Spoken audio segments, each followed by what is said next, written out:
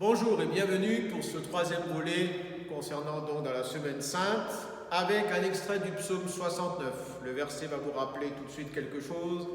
À mon pain, ils ont mêlé du poison. Quand j'avais soif, ils m'ont donné du vinaigre. Peut-être ce psaume date-t-il de l'époque qui suivit le retour de l'exil. C'était le temps de la reconstruction du temple. En effet, le psalmiste affirme que l'amour de la maison de Dieu le dévore au verset 10 et que Dieu viendra rebâtir toutes les villes de Juda. Certains passages aussi rappellent des extraits du second Ésaïe. C'est moi qui dis de Jérusalem qu'elle soit habitée et des villes de Juda qu'elles soient reconstruites et j'en relèverai les ruines. Mais au-delà de cette époque, ce psaume trouve ses racines dans des situations sociales des indigents qui vivent une situation de détresse dont Dieu seul pourrait les sauver. Le psaume 69 exprime durement la situation de ces indigents. Ils sont comme enfoncés dans les eaux, vous relirez ces versets, affrontés à des ennemis. Ils veulent échapper à la honte, au déshonneur, à l'insulte. Le psalmiste lance des imprécations contre les ennemis et un appel vers Dieu afin d'obtenir leur salut. Puis il affirme qu'une sortie de cette situation inhumaine est possible car le Seigneur écoute les humbles.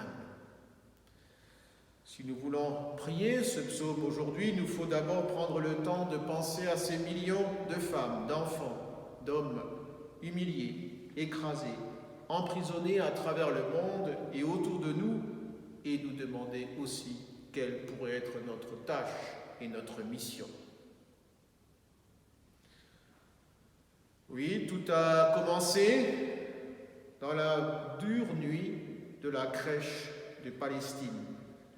Dès le début, Seigneur, tu as mangé le pain de la détresse humaine avec la pauvreté et l'exil, avec la méfiance des tiens, avec le poison du mépris disséminé pour te réduire au silence.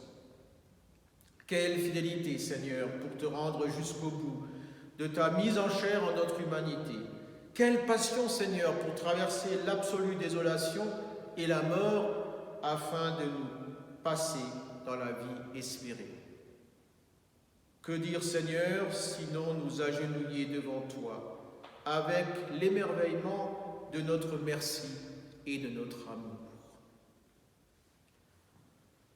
Dans notre prière, aujourd'hui, nous pouvons penser à tous ces autres pays frappés par le coronavirus. Je pense à tous ces pays d'Afrique et d'Asie qui n'ont pas forcément les mêmes moyens à leur disposition pour leur population, qu'ils puissent eux aussi résister à ce virus. Bonne journée. Au revoir.